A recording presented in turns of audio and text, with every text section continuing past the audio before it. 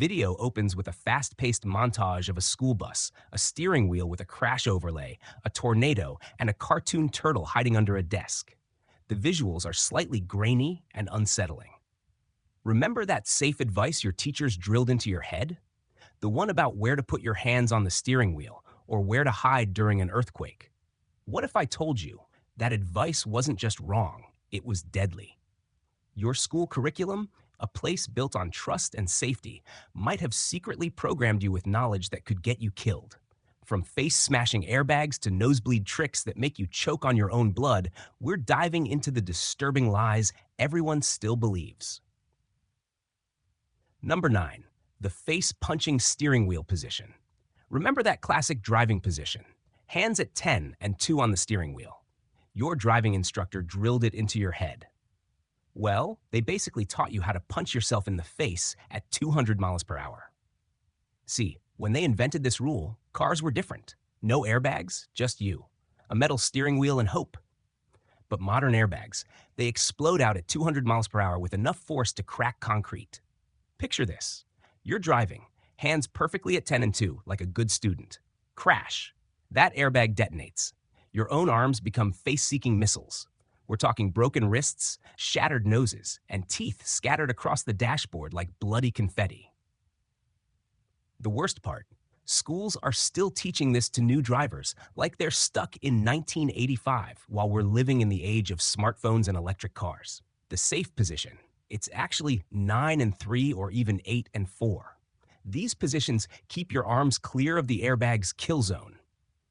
Car companies literally redesigned steering wheels with grips at 9 and 3. They're desperately trying to save us from our outdated education. So next time you drive, check your hand position. If they're at 10 and 2, you're one fender bender away from knocking yourself out with your own fists. Number 8, the blood waterfall nosebleed trick. Got a nosebleed? Quick, tilt your head back. That's what they taught you in school, right? Turns out that's basically instructions for drowning in your own blood. When you tilt back, all that blood flows straight down your throat. You're turning your windpipe into a blood water slide. And here's where it gets nasty. When blood starts pooling in your stomach, your body does what it does best. It pukes. Picture this nightmare. You're having a nosebleed, head tilted back like they taught you. Suddenly, you're gagging on warm metallic blood. Then comes the violent vomiting. Now you've got blood coming out both ends. You've turned a simple nosebleed into a horror movie scene. Schools are still teaching this Victorian-era nonsense. They're literally instructing kids on how to choke on their own blood while making a mess that looks like a crime scene. The correct way, sit up straight and lean slightly forward. Pinch the soft part of your nose for 10 minutes. Let the blood drip out, not down. It's that simple. But no, let's keep teaching kids to swallow blood until they puke. What could go wrong? Number 7, the baby breaking hymn. Picture this horror scene. A baby starts choking at a restaurant. Everyone's panicking. You rush over with your school-taught Heimlich maneuver knowledge, ready to be the hero. You perform those aggressive thrusts you learned in health class. Congratulations, you just turned a choking baby into a baby with internal bleeding. Schools teach this one eyes-a-fits-all choking rescue. Like bodies are all built the same. They show you those violent abdominal thrusts that work on full G-grown adults. But try that on a baby. You might as well be using a sledgehammer to crack an egg. Baby bones are basically made of jello. Their organs are tinier than ping pong balls. Their ribs snap like twigs. That heroic Heimlich you learned, it could rupture their liver, collapse their lungs, or turn their rib cage into a splintered mess. The actual technique for babies is completely different. Hold them face down on your forearm and give gentle back taps. If that fails, careful chest compressions. Nothing like the wrestling moves they taught you in health class. But schools keep teaching this simplified, dangerous version. So people walk around thinking they're prepared to save lives. In reality, they're one choking baby away from making the evening news for all the wrong reasons. Number 6, the earthquake doorway death trap. Earthquake hits. What do you do if you're like millions of kids? You run for a doorway. Your teacher drilled it into your head. Stand in the doorway. It's the strongest part of the building. That advice belongs in a museum right next to bloodletting and laboratories. This myth started with adobe houses from the 1800s. Those old mud brick buildings had super reinforced door frames. But your modern apartment, your house, that doorway, is just a rectangular hole in the wall with a giant swinging weapon attached. During an earthquake, that door becomes a 100B wooden wrecking ball. The ground's shaking, the door's swinging, and you're standing right in its path. It's like getting repeatedly slapped by a giant wooden hand while trying to keep your balance on a trampoline. But wait, it gets worse. Doorways are decoration central. Mirrors, pictures, light fixtures, hanging plants, all that stuff becomes deadly projectiles raining down on your skull. You're basically volunteering to stand in the debris drop zone. Meanwhile, earthquake experts are screaming, "Get under a sturdy table." But schools keep preaching the doorway gospel like it's 1875. Kids grow up thinking doorways have magical protective powers. They don't. They're death traps with hinges. Visuals shift to a single focused shot of a chalkboard with 10 and 2 way written on it, which is then violently erased. The tone becomes more personal and analytical. Honestly, the most disturbing part of this isn't just that the advice is wrong. It's the psychological impact. We're taught to trust authority figures, our teachers, our government, to keep us safe. But when a foundational lesson like duck and cover is revealed to be a cruel joke designed for crowd control, it makes you question everything else you've ever been taught. It's a reminder that even the most well-intentioned institutions can be dangerously out of date, and that blind trust in common knowledge is one of the most dangerous things you can have in a world full of hidden death traps. Number 5, the tornado window suicide mission. Tornado warning blares. What did your teacher tell you to do? Open the windows to equalize the pressure. That's like opening your door for a burglar so they don't have to break it down. This myth claims opening windows prevents your house from exploding like an overfilled balloon. Your teachers made it sound scientific. Pressure differentials, air equalization, all very convincing, all completely wrong. Here's reality. Tornadoes don't politely knock. They're not checking if your windows are open. They rip houses apart like wet tissue paper. Opening windows actually helps the tornado destroy your home faster. You're literally giving the wind a grip to peel your roof off like opening a can of sardines. But here's the part that kills people. While you're running around playing window operator, adjusting your home's ventilation system, a freight train made of wind and debris is bearing down on you. Those precious seconds you waste could be your ticket to the basement. Instead, you're upstairs preparing your house for easier destruction. Schools taught this deadly nonsense for decades.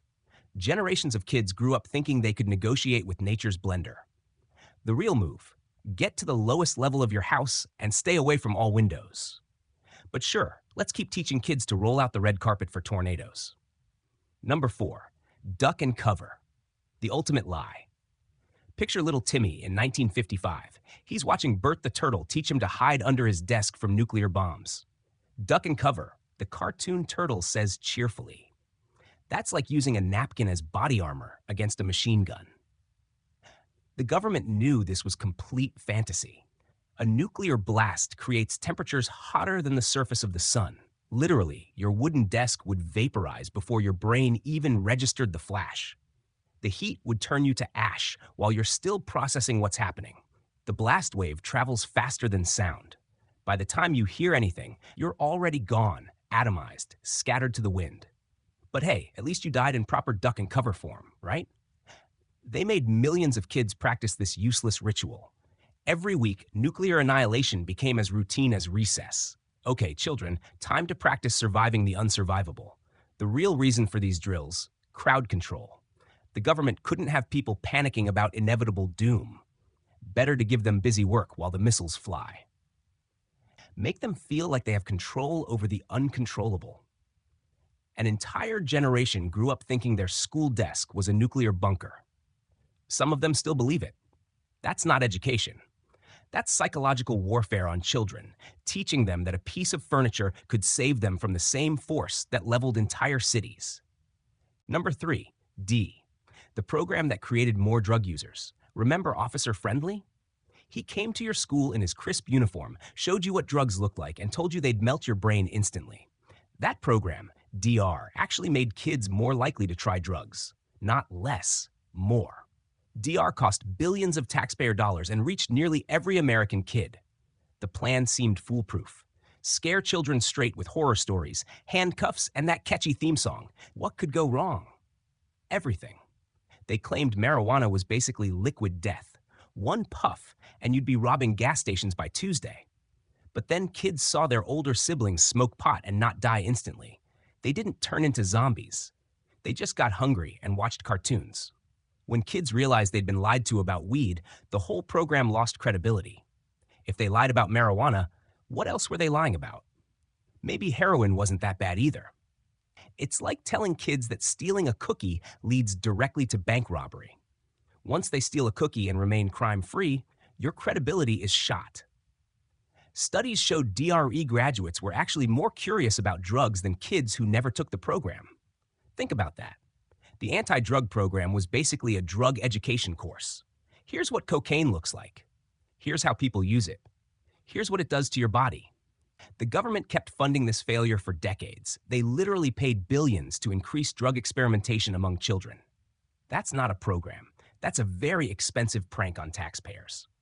Number 2, the college or poverty lie. Your guidance counselor sat you down senior year, looked you dead in the eye, swore that without college, you'd die penniless under a bridge. That lie created $1.7 trillion in student debt. Trillion with a T. Right now, 43 million Americans are drowning financially.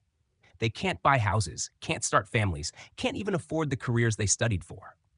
Meanwhile, Mike the electrician is pulling 6 figures without touching a student loan application. Sarah the plumber just bought her second house. Cash. There's a massive shortage of skilled workers right now. Massive. Plumbers are charging $200 an hour, while philosophy majors serve lattes for tips. Welders are turning down job offers while business graduates send out their 500th resume.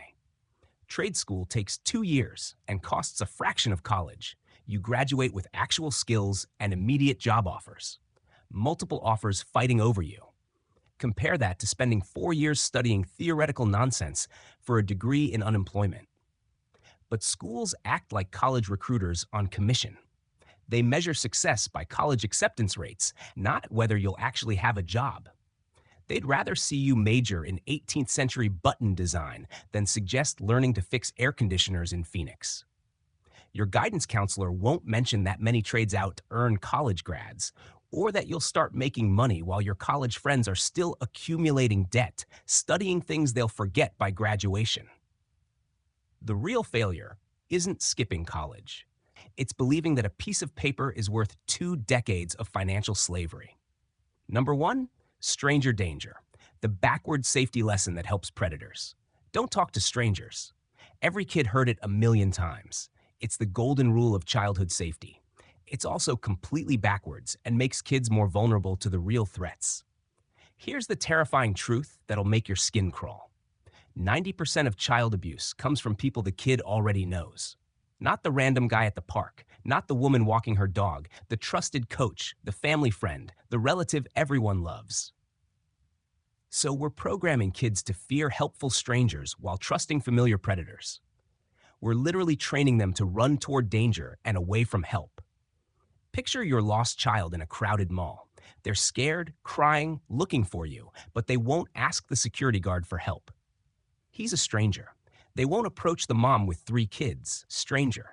They won't flag down the police officer, stranger danger. They're paralyzed by the wrong fear while actual threats wear familiar faces and friendly smiles. Here's the sick part. Predators love stranger danger. They celebrate it. Why? Because it takes the spotlight off them completely. They become the cool uncle who lets you stay up late, the helpful neighbor who always has candy, the trusted family friend who offers to babysit. Meanwhile, kids are running from unformed police officers who could actually help them. When creepy Uncle Bob acts inappropriate, the kid thinks, well, at least he's not a stranger. When the coach gets too touchy, they remember he's not a stranger, so it must be okay. We've literally programmed kids to ignore their instincts about the people most likely to hurt them. What should we teach instead? Tricky people. Adults who ask children for help finding lost puppies. Adults who want to keep secrets from parents. Adults who make kids feel uncomfortable, but say, don't tell. Because when has a real firefighter ever needed a 7-year-old's help finding his lost kitten? We've programmed an entire generation to trust the wrong people and fear the wrong threats. We've handed predators a playbook and tied a blindfold on our kids. That's not safety education. That's making our children sitting ducks for the very people we should be warning them about. That's all for today. I'll be making similar videos in the future. Subscribe to see them. Visuals change to a shot of a seemingly normal suburban street at night. A police car slowly drives by, and the camera lingers on a family friend's car. So, what other simple, everyday lessons are actually dangerous? It's not just about what's wrong, but who is lying. The stranger danger lesson? It's not just outdated, it's a predator's best friend. The people most likely to hurt a child are already in their life, not hiding in the bushes. We've been taught to fear the wrong people and trust the ones we shouldn't. And that's just the start.